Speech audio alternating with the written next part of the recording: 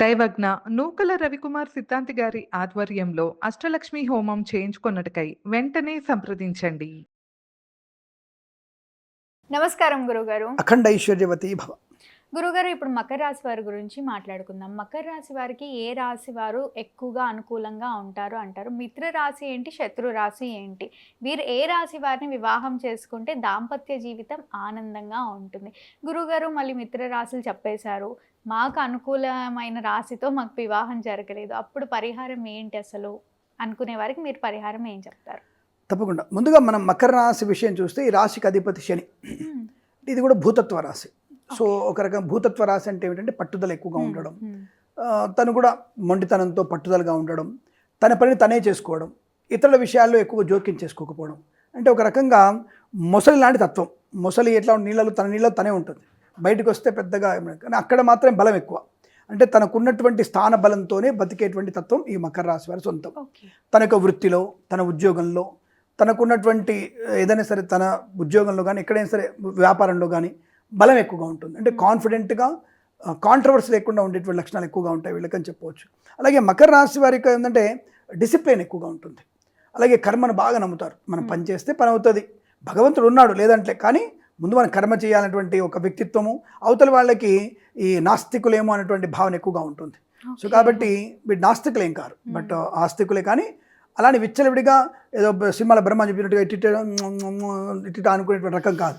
అంటే కొంతమంది ఏంటంటే ఇప్పుడు నేనున్నాను, తప్పకుండా ఏ గుడి కనిపించినా సరే తప్పకుండా నమస్కారం చేసుకునే అలవాటు నాకు ఉంటుంది. ఖచ్చితంగా పోగానే దేవుడి మనసులో నమస్కారం చేసుకుంటాను. చూసే వాళ్ళకి కొద్దిగా ఇబ్బంది అనిపించినా నా వృత్తి నాది. ఎక్కడైనా సరే ఏ బండి మీద ఉన్నా, కారులో ఉన్నా తల వంచి కొద్దిగా నమస్కారం చేసుకుంటాను. వీళ్ళు అలా ఉండదు. దేవుడు ఉన్నాడు, నా మనసులో లేడా అనుకునే రకం. అంటే ఎక్కడ ఉన్నాడు కదా, నా మనసులో ఉన్నాడు కదా అనుకునేటువంటి తత్వం వీళ్ళు. అంటే ప్రదర్శనకి వ్యతిరేకంగా ఉంటారని చెప్పవచ్చు. మరి మిగతా వాళ్ళు ప్రదర్శన చేస్తున్నారంటే అవతల వాళ్ళకి ప్రదర్శన చేస్తున్నారు అనిపించవచ్చు, కానీ వీళ్ళు ఏంటంటే ప్రదర్శన చెయ్యరు, మనసులోనే ఉంచుకుంటారు, కర్మకు ఉంటుంది. అలాగే వీళ్ళకి ఓపిక ఎక్కువ, చాలా ఓపిక ఎక్కువ. రెండవది బద్ధకం కూడా ఎక్కువ, నిద్రమత్తు ఎక్కువ. తాగినోడు కంటే కూడా ఎక్కువ పడుకుంటారు వీళ్ళు. తాగినోడన్నా కనీసం కొడితే లేస్తాడేమో, కానీ వీళ్ళు పడుకుంటే లేపడం కష్టం. అంతటి నిద్రమత్తులో ఉంటారు వీళ్ళు. అంటే నిద్రకు దాహసం వీళ్ళు. సో అందుకే వీళ్ళు లేచిన తర్వాత ఫుల్ ఎనర్జెటిక్గా ఉంటారు. సో వీళ్ళ పవర్ఫుల్ ఎనర్జెటిక్గా ఉండేటువంటి అవకాశాలు ఎక్కువగా ఉంటాయి. సో ద పీపుల్ ఇక్కడ అంటే వీళ్ళు ఉండేటువంటి దాంట్లో పోలీస్ డిపార్ట్మెంటు, అలాగే నృత్యము, సంగీతము, తర్వాత ఈ ఇంటీరియర్ చేసే వాళ్ళని, వీళ్ళలో ఎక్కువ మంది ఆ వృత్తిని ఎన్నుకునేటువంటి అవకాశం చేస్తే అద్భుతంగా ఉంటారు వీళ్ళకి. రెండవది వచ్చేసి కుటుంబ గౌరవానికి ప్రాముఖ్యత బాగా ఇస్తారు. మంచి కుటుంబ పరంగా బాగా ఉంటారు, కెరీర్లో మంచి స్థాయిలో ఉంటారు. అలాగే ఎకనామికల్గా కంఫర్ట్ జోన్లో ఉంటారు. ఎకనామికల్గా కంఫర్ట్ ఉంటారు ఫస్ట్. ఎందుకంటే అనేక బాధలు పడి ఉంటారు వీళ్ళు, చిన్నప్పుడు బాధలు పడి ఉంటారు. ఆ బాధల్ని కంట్రోల్ చేసుకోవడానికి ఎకనామికల్గా వీళ్ళు ఒక బాక్స్ని ఏర్పాటు చేసుకొని, నేను ఆ ఎకనామికల్గానే అంటే నెక్స్ట్ 2 years తర్వాత ఏంటి పరిస్థితి, మనకి 2 ఏళ్ల తర్వాత చిట్టి వేస్తే చిట్టికి ఎట్లా కట్టాలి, 2 ఏళ్ల తర్వాత కారు ఉంటే కారుకి ఈఎంఐ 2028లో ఎలా కట్టాలి, ఇప్పుడు ప్లాన్ చేస్తారు వీళ్ళు. అటువంటి ప్రీ ప్లాన్డ్గా ఉండేటువంటి లక్షణం కూడా వీరికి చాలా బలంగా ఉంటుంది. సో అలాగే భావోద్వేగాలు బయటకు చూపించడంలో కొద్దిగా వెనుకబడి ఉంటారు. అంటే ప్రేమ ఉంది, ఎక్స్ప్రెస్ చేయరు. వీళ్ళ దారి వీళ్ళదే, వీళ్ళ పోకడ వీళ్ళదే. వీళ్ళని అర్థం చేసుకోవడం చాలా కష్టంగా ఉండేటువంటి ప్రయత్నం జరుగుతుంది. అలాగే నెగిటివ్ ఏంటంటే బాధ్యతారహితంగా మాట్లాడతారు. సరే అంటే ఒకసారి మెచ్యూరిటీ లేకుండా మాట్లాడతారు. వాళ్ళకి దానికి అర్థం పర్థం ఉన్నట్టుగా ఉంటుంది. ఒకసారి నేను ఇంతే, అయితే ఏం చేయమంటావు, నేను ఇంకోటి రాను, ముందుకు వెళ్ళను, నేను ఈ పని చేయను, ఇక్కడ ఈ ఆఫీస్కి వెళ్ళను, ఈ ప్రోగ్రామ్ చేయను, ఈ రకమైన ఈ వస్తువు నేను కొనను అంటే ఒక రకమైన అవతల వాళ్ళకి అంటే దాన్ని శృతిమెత్తగా చెప్పేటువంటి తత్వం వీళ్ళకు ఉండదు, టక్కుని చెప్పే ప్రయత్నం. అలాగే దాని ఎలా ఉంటారంటే వీళ్ళు తనకున్నటువంటి జోన్లో ఉన్న వాళ్ళతో ఎక్కువగా ప్రేమ ఉంటారు. తన జోన్లో ఉన్న వాళ్ళతో ప్రేమ ఉంటారు, తన జోన్ లేని వాళ్ళతోని శత్రువులేగా మాట్లాడరు. అంతే, వాళ్ళ జోన్లో లేకపోతే there is out of control. వాళ్ళు మనకు సంబంధం లేదు, మన శత్రువులే వాళ్ళు అనేటువంటి అమ్మ కానీ నాన్న కానీ ఎవరైనా సరే అందరితో కూడా అలాగే ఉంటారు వీళ్ళు. అటువంటి ఒక నెగిటివ్ వీళ్ళకి ఎక్కువ కనబడుతుంది. దానివల్ల వీరికి శత్రువులు ఎక్కువగా ఉంటారు. బయట ప్రపంచంతో చాలా హ్యాపీగా ఉంటారు, కుటుంబ సభ్యులతో నెగిటివ్గా ఉంటారు. ఒక రకంగా వీళ్ళని చూస్తే కొంతమందికి అవతల వాళ్ళకి యుగస్టిక్లా కనపడతారు.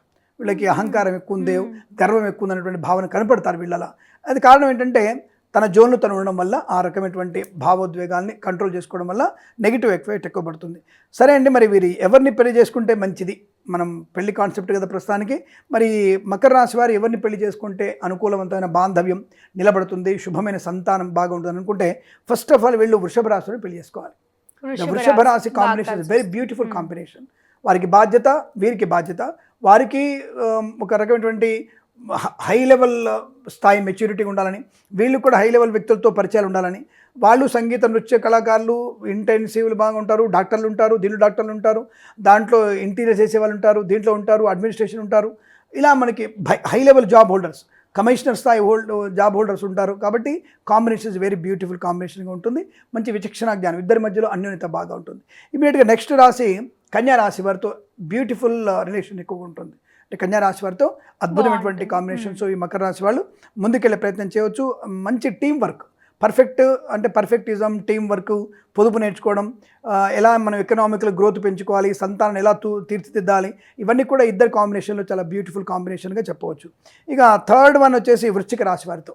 It's a very beautiful combination. Makar రాశి అండ్ వృశ్చిక రాశి it's a very good relation. అంటే ఎవర్ గ్రీన్ రిలేషన్గా ఉండేటువంటి అవకాశం ఉంటుంది. ధనయోగం బాగా ఉంటుంది, మంచి ఐశ్వర్యం ఉంటుంది, సుమంగళ యోగం, భార్య అనుబంధం బాగా ఉండడం, అద్భుతమైనటువంటి సంతానం. ఈ వృశ్చిక రాశి వారితో మంచి గాఢమైనటువంటి గౌరవం, అంటే ఒకళ్ళొకరికి గౌరవం ఇచ్చిపుచ్చుకునే అవకాశం, ఒకరి తప్పుల్ని ఒకరు ఎత్తుకొని పరిష్కరించుకునే మనస్తత్వం ఉంటుంది. సమస్య పరిష్కారం ఈ రెండు కూడా ఉంటాయి. ఇంకా వృశ్చిక రాశి చెప్పాం కదా, కొద్దిగా వంకరటిగా వెళ్తాడు. ఈ మకర రాశి అంతే, before marriage they have something relations ఉంటాయి. ఇద్దరు తెలిసినా సరే దాన్ని ఇద్దరు పరిష్కరించుకుంటారు, వాళ్ళకి వాళ్ళు తప్ప బయటి వాళ్ళకి విషయంలోకి వెళ్ళరు.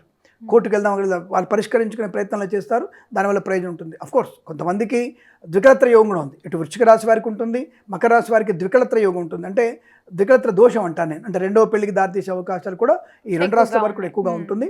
రెండవ పెళ్లి కూడా ఈ రెండు రాష్ట్రాలు చేసుకోవడమే చాలా మంచిది. అద్భుతమైనటువంటి వాళ్ళ యొక్క పొరపాట్లని సర్దిద్దుకోగలిగే అవకాశాలు ఎక్కువగా ఉంటాయని చెప్పవచ్చు. ఇక ఫోర్త్ రాశి వచ్చేసి మకరం అండ్ మీనం.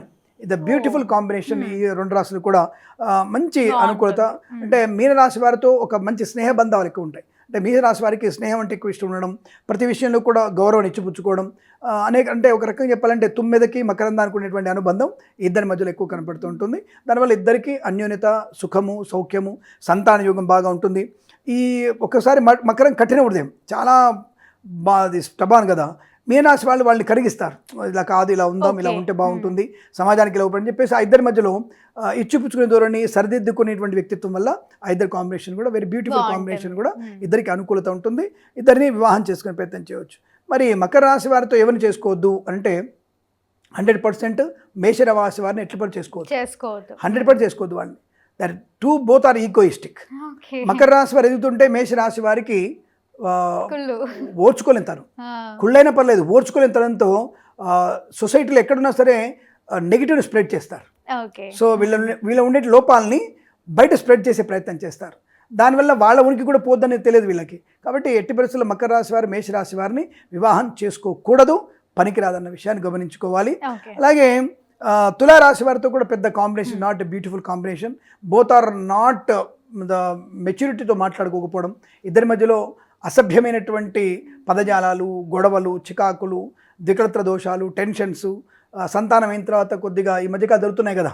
ఈ మధ్యకాలంలో భర్తని రోకలు బడితో మోదిన భార్య, ప్రియురాల్ని ముక్కలు చేసి సూట్ కేసులో పెట్టిన భర్త అని ఇలాంటివి ఉంటాయి. ఈ మకర రాశి వారికి ఏంటంటే ఒక మైనస్, ఈ అన్కల్చర్ వ్యక్తులతో కూడా ఒక స్నేహపూర్వకం ఉండడం వల్ల ప్రమాదం ఏర్పడే అవకాశం ఉంటుంది. So be careful.